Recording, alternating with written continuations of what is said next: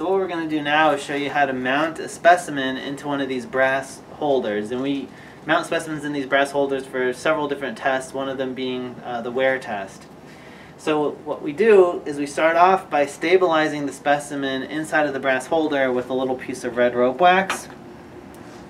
This might be too much red rope wax. We want to have we don't want to have the whole thing filled up with red rope wax because then it won't be stable. We want to have it mostly with acrylic, but we just need to put a little bit of red rope wax in at the beginning to hold the specimen in the right position.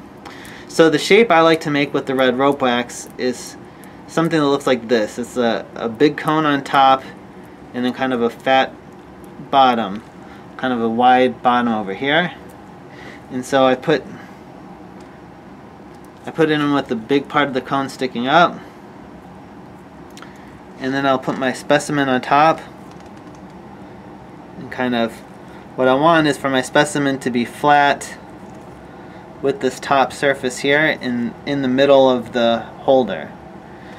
Sometimes if we have a square shaped specimen or a rectangle specimen, we want to make sure that the long end of the rectangle is parallel with this little notch in the holder, because if we're using a wear machine, the wear machine goes back and forth this way and it needs to go on the long part of the specimen. So if it's a long specimen, we need to make sure that the long part of it goes this way relative to this notch down here. This is a circle, so it doesn't make a difference. I'll just try to get it in the middle of the circle.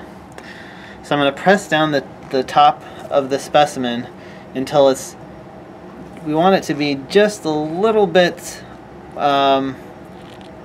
taller than the edge of the brass holder. And sometimes what I'll do is I'll put it on a flat surface. That surface isn't too flat, kind of flat, and I'll look from the side to make sure that it's more or less flat with the brass holder. And so once it's in there all the way, now I'm going to fill up around the edges with some of the powder and the liquid from the acrylic. So this is the pink powder. It comes out of these jars. And then this is some of the acrylic. It comes out of here. We want to make sure that it's the self-acrylic, not the heat-based acrylic. So what I like to do is I'll usually start with the powder, and I'm going to place the powder kind of in that edge in between the specimen, and I fill it about a third of the way full, and then I'll start adding some of the liquid, and I'll try to get the liquid around the edges until it's a little bit more liquid than powder, and I'll come back around with the powder and add a little bit of powder around the edge.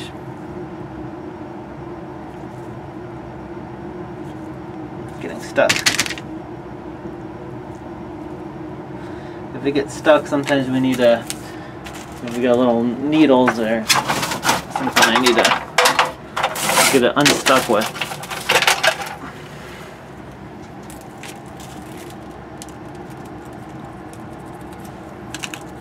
And we'll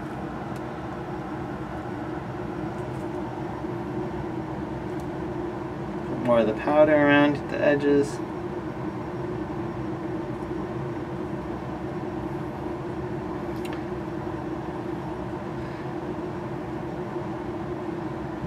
Until we fill it up to the top. Probably have to put a little more extra liquid.